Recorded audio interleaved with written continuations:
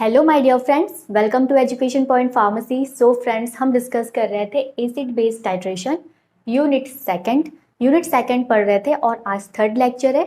आज के लेक्चर में हम एसिड बेस टाइट्रेशन का ही एक फॉर्म डिस्कस करने वाले हैं, वो कहलाता है नॉन एक्वस टाइट्रेशन। तो आज की वीडियो में हम जानेंगे नॉन एक्वस टाइट्रेशन क्या है, क्या एडवांटेजेस है, क्या डिसएडवांटेजेस है, क्यों हम यूज़ करते हैं नॉन एक्वस टाइट्रेशन, वो सब आज की वीडियो में हम समझेंगे। चलिए स्टार्ट करते हैं। तो स्टार्ट करने से पहले हम कुछ चीज़ों को समझते हैं जो अब तक हम पढ़ते आ रहे हैं, उसी को रिवाइज करते हैं। हम एसिड बेस टाइट्रेशन परफॉर्म कर रहे हैं तो ऑब्वियसली हम क्या ले रहे हैं, बेस ले रहे हैं और ले रहे हैं एसिड।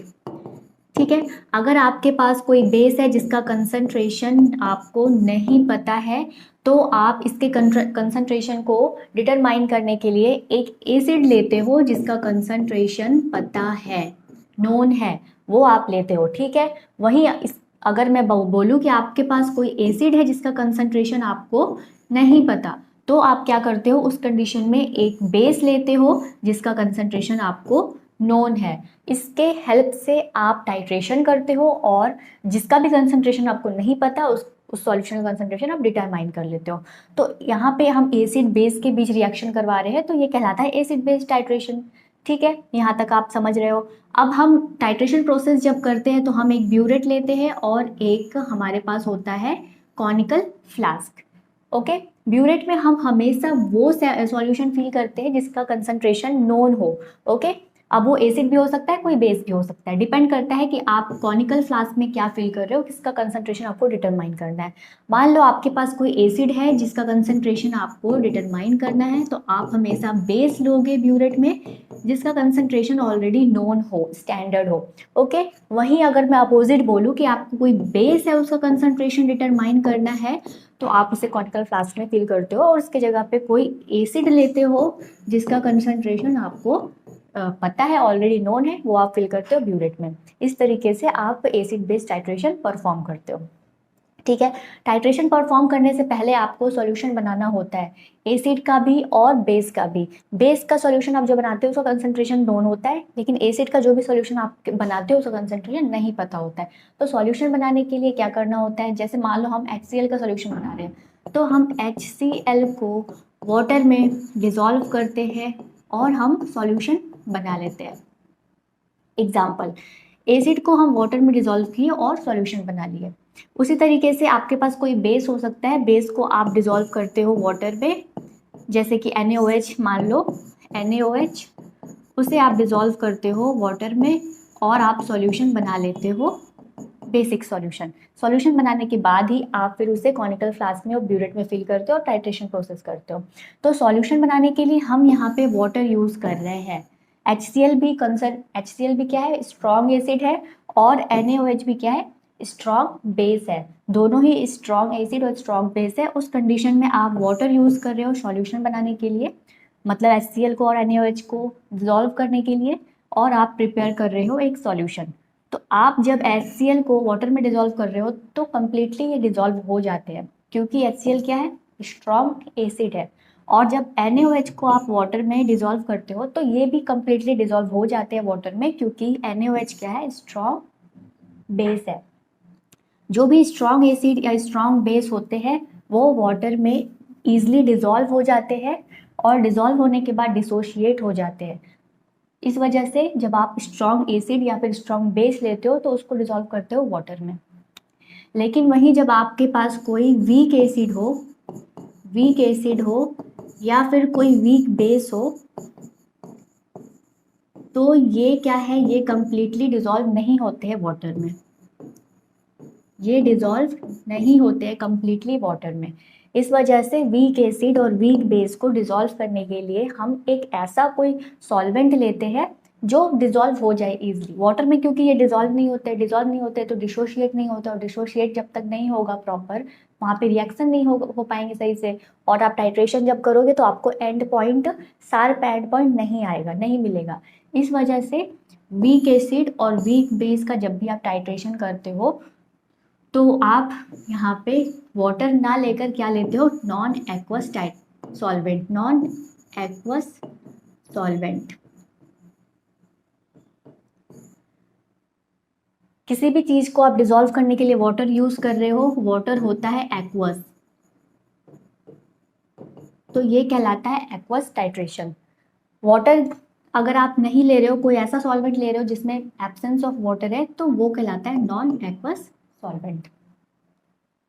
ठीक है, चलिए अब डेफिनेशन पे ध्यान देते हैं क्या है। Non aqueous titration refer to a type of titration in which the analyte substance is dissolved in a solvent which does not contain water। Non aqueous titration वो टाइट्रेशन प्रोसेस है जिसमें हम जो सॉल्वेंट लेते हैं अपने एसिड या base को डिजोल्व करने के लिए, उसमें वाटर नहीं प्रेजेंट होता है, डज नॉट कंटेन वाटर, वो कहलाता है नॉन एक्वस टाइट्रेशन। और अगर आप वाटर यूज कर रहे हो तो वो कहलाएगा aqueous titration. Non aqueous titration refer to a titration technique where the titrant the solution of known concentration. पता है आपको टाइट्रेंट और टाइट्रेंट में क्या अंतर है? टाइट्रेंट जो आप ब्यूरेट में फील करते हो और टाइट्रेंट जो आप कॉनिकल फ्लास्क में फील करते हो। टाइट्रेंट को ही एनालाइट भी कहते हैं और इसे कहते हैं हम टाइट्रेंट, जो आप ब्यूरेट में फील करते हो जिसका कंसंट्रेशन नोन होता है। और एनालाइट या फिर टाइट्रेंट वो है जिसका कंसंट्रेशन आपको डिटरमाइन करना होता है। तो यहाँ पे वही लिखा है, non aqueous titration refer to a titration technique where the titrant and the analyte, titrant and the analyte are dissolved in solvent other than water. ठीक है, हम टाइट्रेंट या फिर टाइट्रेंट को डिजॉल्व करने के लिए एक सॉल्वेंट लेते हैं जिसमें वाटर नहीं प्रेजेंट है, एब्सेंस ऑफ वाटर है। This method is particularly useful when the reactant are insoluble. कोई ऐसा सब्सटेंस है जो पानी में नहीं घुल सकता, तभी तो आप ले रहे हो एक ऐसा कोई ऐसा सॉल्वेंट जो घुल जाए इजिली।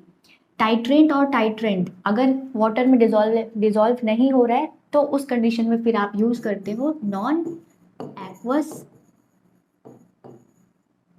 सॉल्वेंट।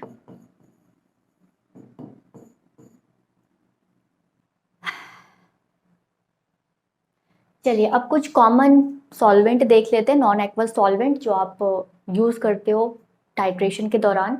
वो हो गया आपका एसिटिक एसिड, ये नॉन एक्वस सॉल्वेंट है, इसमें वाटर प्रेजेंट नहीं होता है और ये हम यूज करते हैं ऐसे बेस के लिए जो वाटर में इनसॉल्युबल हो। बेस आप अगर टाइट्रेट करने वाले हो, बेस का आप कंसंट्रेशन डिटरमाइन करने वाले हो, तो उस दौरान फिर आप एसिटिक एसिड यूज करते हो as a non aqueous solvent. Perchloric acid हो गया, ये भी यूज किया जाता है इन्वॉल्विंग वीक बेस। अगर आप वीक बेस का टाइट्रेशन कर रहे हो तो उस दौरान आप परक्लोरिक एसिड का यूज कर सकते हो as a non aqueous solvent अपने सब्सटेंस को डिजोल्व करने के लिए। इथेनॉल हो गया, बहुत सारे टाइट्रेशन प्रोसेस में इथेनॉल को यूज करते हैं हम, स्पेशली जब वाटर सेंसिटिव सब्सटेंस हो, आपका जो भी सब्सटेंस आप ले रहे हो वो वाटर सेंसिटिव हो, वाटर में डिजोल्व ना हो, तो उस दौरान आप इथेनॉल का यूज कर सकते हो। नेक्स्ट है डाईमिथाइल सल्फोक्साइड, इसे इन शॉर्ट डीएमएसओ भी कहते हैं, utilised in some specialised non aqueous titration method. इसे कुछ specialised non aqueous titration method में यूज किया जाता है। नॉन एक्वस टाइट्रेशन जो टेक्निक है उसका कुछ एडवांटेजेस भी है और कुछ डिसएडवांटेजेस भी है। तो एडवांटेजेस क्या क्या हो गया, जैसे कि ब्रॉड एप्लीकेबिलिटी, सम सब्सटेंस में रिएक्ट विथ वाटर, कुछ ऐसे सब्सटेंस होते हैं जो वाटर में से रिएक्ट हो जाते हैं और कुछ ऐसे सब्सटेंस होते हैं जो वाटर में इनसॉल्युबल नहीं हो पाते हैं। तो उस कंडीशन में फिर आपको एक ऐसा सॉल्वेंट लेना होता है जिसमें आपका टाइट्रेशन प्रॉपर हो पाए, ठीक है, वो आपका सब्सटेंस उस सॉल्वेंट में डिसॉल्व हो पाए। तो उस दौरान फिर आप क्या करते हो, नॉन एक्वस सॉल्वेंट लेते हो फॉर टाइट्रेशन करने के लिए, फॉर एक्यूरेट टाइट्रेशन परफॉर्म करने के लिए। ठीक है, नेक्स्ट है high precision, high precise result आपको मिलता है as compare to traditional non aqueous traditional acid based titration. जब आप नॉन एक्वस टाइट्रेशन परफॉर्म करते हो तो ये आपको मोर प्रिसाइज रिजल्ट प्रोवाइड करता है as compare to traditional aqueous acid based titration. Okay, selective reaction, certain reaction में only occur in non aqueous titration. कुछ ऐसा रिएक्शंस होता है जो कि आपका सिर्फ non aqueous titration, non aqueous medium में ही हो पाता है वो रिएक्शन। तो उस दौरान आपको क्या करना होता है, और रिएक्शन करवाने के लिए नॉन एक्वस सॉल्वेंट चूज करना पड़ता है। सर्टेन रिएक्शन में only occur in non aqueous solvent allowing for more selective titration method. Okay, और जो नॉन एक्वस सॉल्वेंट होते हैं आपके पीएच को भी एक्सटेंड करने में हेल्प करता है। चलिए अब कुछ डिसएडवांटेजेस देख लेते हैं, disadvantages of non aqueous solvent titration. जैसे पहला हो गया लिमिटेड सॉल्वेंट ऑप्शन। इसमें क्या है कि choice of non aqueous solvent may be limited depending on the nature of the analyte and the titration reaction. Titration reaction और नेचर ऑफ एनालाइट पे डिपेंड करता है कि सॉल्वेंट आप कैसा चूज कर रहे हो। तो आपके पास ज़्यादा वेराइटीज नहीं है, यहाँ पे लिमिटेड सॉल्वेंट ऑप्शन है। Finding a suitable solvent that dissolve both the analyte and the titrant without causing undesirable side reaction can be challenging.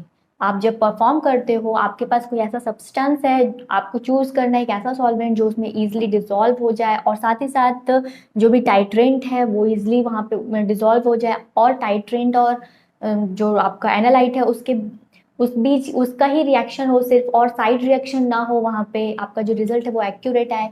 तो इस वजह से सब कुछ आपको सोचना होता है, चूज करना होता है सुटेबल सॉल्वेंट, तो ये काफ़ी चैलेंजिंग हो जाता है, तो ये इसका डिसएडवांटेज है। नेक्स्ट है some non aqueous solvents can be hazardous. वो आपके लिए टॉक्सिक हो सकता है, वो अगर वॉलेटाइल नेचर का है तो वो हो सकता है कि गैस प्रोड्यूस करे और आपका जो इन्वायरमेंट है उसे पॉल्यूट करे, तो ये टॉक्सिक हो सकता है। Poisoning safety risk to laboratory personal if proper precautions are not taken. तो आप जब भी परफॉर्म करते हो तो आपको प्रॉपर प्रिकॉशंस लेना होता है जब भी आप नॉन एक्वस सॉल्वेंट यूज करते हो। नॉन एक्वस सॉल्वेंट्स जो होते हैं ये काफ़ी एक्सपेंसिव होते हैं देन वाटर। वाटर तो चीप है, इजीली अवेलेबल होता है, और जो नॉन एक्वस सॉल्वेंट्स होते हैं वो आपका एक्सपेंसिव होता है as compare to water. Non aqueous solvents में बी मोर, सॉरी वही फिर से लिख दिया, इट्स ओके। चलिए डिसएडवांटेज और एडवांटेज आई होप आप समझ गए होंगे। अब हम समझते हैं सॉल्वेंट्स जो आप यहाँ पे यूज कर रहे हो, नॉन एक्वस सॉल्वेंट्स वो कितने टाइप्स के हैं। तो है वो 4 क्लास ऑफ सॉल्वेंट्स है यहाँ पे। सॉल्वेंट्स आप जो भी चूज करते हो वो आपको ध्यान देना होता है कि वो टॉक्सिक ना हो और लेस एक्सपेंसिव हो, ठीक है, इजिली अवेलेबल हो, आपको इजिली वो मिल जाए। इस टाइप से आपको सॉल्वेंट को सेलेक्ट करना होता है। फिर आपको ये देखना होता है कि आपका जो भी सॉल्वेंट आप ले रहे हो वो उसमें आपका जो भी सब्सटेंस है वो डिजॉल्व हो रहे हैं नहीं हो रहे हैं प्रॉपरली, वहाँ पे कोई साइड रिएक्शन तो नहीं हो रहा है, तो ये सब आपको ध्यान देना होता है। और जब भी आप ऐसे सॉल्वेंट के साथ काम करते हो तो आपको सेफ्टी प्रिकॉशंस भी लेना होता है, क्योंकि जो नॉन एक्वस सॉल्वेंट्स होते हैं वो टॉक्सिक हो सकता है आपके लिए और इन्वायरमेंट के लिए भी। ओके चलिए अब कुछ सॉल्वेंट्स के टाइप्स है, जैसे कि हो गया पहला टाइप है प्रोटोजेनिक सॉल्वेंट। इसमें क्या होता है, is a term used in chemistry to refer the solvents that can act as a proton donor in a chemical reaction.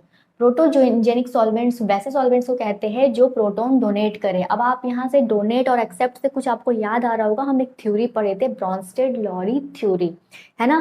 Brønsted-lorry theory के अकॉर्डिंग क्या था, एसिड क्या है जो प्रोटॉन डोनेट करे, बेस क्या है जो प्रोटॉन को एक्सेप्ट करे, है ना, उनके अकॉर्डिंग, थ्योरी के according.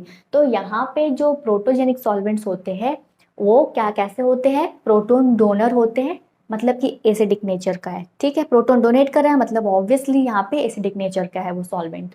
In other word these solvents have ability to donate proton H+ ion. अब एग्जांपल क्या हो गया, H2SO4 hydrochloric acid, formic acid, HCl, sorry H2SO4 यहाँ पे हो गया सल्फ्यूरिक एसिड, फॉर्मिक एसिड और हाइड्रोक्लोरिक एसिड। ये कुछ एग्जाम्पल है जो कैसे है प्रोटोजेनिक सॉल्वेंट है, ये प्रोटॉन को डोनेट करते हैं। आई होप समझ गया। चलिए आगे बढ़ते हैं। नेक्स्ट है प्रोटोफिलिक सॉल्वेंट। ये किस टाइप के सॉल्वेंट्स होते हैं, जो प्रोटॉन को एक्सेप्ट करे, मतलब कि बेसिक नेचर का, according to Bronsted Lowry theory base क्या है जो प्रोटॉन को एक्सेप्ट करता हो। और यहाँ पे अगर प्रोटोफिलिक सॉल्वेंट हम बात कर रहे हैं तो देखो डेफिनेशन देखो क्या लिख रहा है, refer to a solvent that has the ability for proton और accept to tends to accept proton from other substance in a chemical reaction. इसका नेचर कैसा है कि दूसरे सब्सटेंस से ये प्रोटॉन को एक्सेप्ट कर रहा है, मतलब कि बेसिक नेचर का अकॉर्डिंग टू ब्रॉन्स्टेड-लॉरी थ्योरी, ठीक है। एग्जाम्पल क्या हो गया, पायरिडीन, इथाइलिन डाइएमीन, ठीक है, dimethyl sulfoxide, in short DMSO etcetera. Next है amphiprotic solvent, also known as amphiprotic molecules, इसको एम्फीप्रोटिक मॉलिक्यूल्स भी कहते हैं। इस टाइप के जो सब्सटेंस होते हैं ये डोनेट भी कर सकते हैं H+ आयन और एक्सेप्ट भी कर सकते हैं H+ आयन। जैसे कि water has tendency to accept H+ ion और कैन डोनेट H+ आयन। तो जो वाटर है वो क्या है, एम्फीप्रोटिक सब्सटेंस है, बट यहाँ पे हम नॉन एक्वस सॉल्वेंट पढ़ रहे हैं तो हम वाटर को फिलहाल साइड कर दें और हम कुछ ऐसे एग्जांपल्स देखेंगे जो एम्फीप्रोटिक सॉल्वेंट नेचर का है, जैसे कि एसिटिक एसिड हो गया, डाइऑक्सेन हो गया, ये सब क्या है, एम्फीप्रोटिक है, मतलब कि ये वाटर को एक्सेप्ट कर H+ आयन को एक्सेप्ट कर सकते हैं और H+ आयन को डोनेट भी कर सकते हैं। और इस टाइप के जो सॉल्वेंट होते हैं वो उसे क्या कहते हैं हम, एम्फीप्रोटिक सॉल्वेंट। ओके, चलिए नेक्स्ट है aprotic solvent, chemically neutral substance. ये केमिकली न्यूट्रल है, अनरिएक्टिव होते हैं, ना ही ये एसिड को ना ही ये H+ आयन को एक्सेप्ट करते हैं और ना ही डोनेट करते हैं। ठीक है, ये केमिकली न्यूट्रल है, अनरिएक्टिव है। एग्जाम्पल क्लोरोफॉर्म, बेंजीन, इस टाइप के जो सॉल्वेंट्स होते हैं ये जनरली हम यूज़ करते हैं अपने सब्सटेंस को मिक्स करने के लिए, मिक्सचर बनाने के लिए, घोलने के लिए।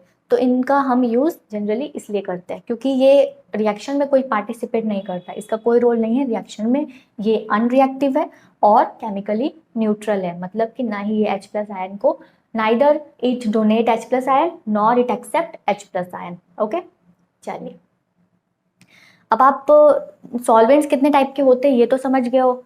ठीक है, और हम यहाँ पे नॉन एक्वस टाइट्रेशन पढ़ रहे हैं, मतलब कि हम यहाँ पे स्ट्रॉन्ग एसिड और स्ट्रॉन्ग बेस की बात तो कर ही नहीं रहे, क्योंकि स्ट्रॉन्ग एसिड और स्ट्रॉन्ग बेस जो होते हैं वो वाटर में इजिली सॉल्युबल हो जाते हैं। हम यहाँ पे बात कर रहे हैं week acid, weak base, very very weak acid, very very weak base के लिए। ठीक है, तो अब हम सॉल्वेंट किस तरीके से सेलेक्ट करते हैं वो समझते हैं। चलिए, आई होप आप समझ गए होंगे प्रोटोजेनिक सॉल्वेंट, प्रोटोफिलिक सॉल्वेंट और एम्फीप्रोटिक सॉल्वेंट्स और एप्रोटिक सॉल्वेंट्स में क्या अंतर है। अब यूज़ कहाँ कहाँ किस तरीके से करोगे आप, अगर आप कोई वीक बेस को डिसॉल्व करना चाहते हो तो प्रोटोजेनिक सॉल्वेंट कैसा है, एसिडिक नेचर का है, तो आप प्रोटोजेनिक सॉल्वेंट को यूज़ करते हो वीक बेस को डिसॉल्व करने के लिए। वहीं प्रोटोफिलिक सॉल्वेंट जो है ये कैसा है, बेसिक नेचर का है, तो अगर आपको कोई वीक एसिड डिसॉल्व करना है तो आप यूज़ करते हो प्रोटोफिलिक सॉल्वेंट। प्रोटोफिलिक सॉल्वेंट कब यूज़ करते हैं, for use in weak base. और एम्फीप्रोटिक सॉल्वेंट आप दोनों के लिए यूज कर सकते हो क्योंकि इसमें it has tendency to accept proton और इट कैन डोनेट प्रोटोन। तो इस टाइप के जो सॉल्वेंट्स है वो आप दोनों के लिए यूज कर सकते हो। और एप्रोटिक सॉल्वेंट, यहाँ पे इसका कोई रिएक्शन नहीं है, रिएक्शन में कोई रोल नहीं है और ये केमिकली न्यूट्रल होते हैं। तो इस टाइप का जो भी सॉल्वेंट होता है ये सिर्फ हम अपने सब्सटेंस को डिसॉल्व करने के लिए, मिक्सचर बनाने के लिए यूज करते हैं, जैसे कि क्लोरोफॉर्म हो गया, बेंजीन हो गया, ये सब। चलिए आज का लेक्चर यहीं तक।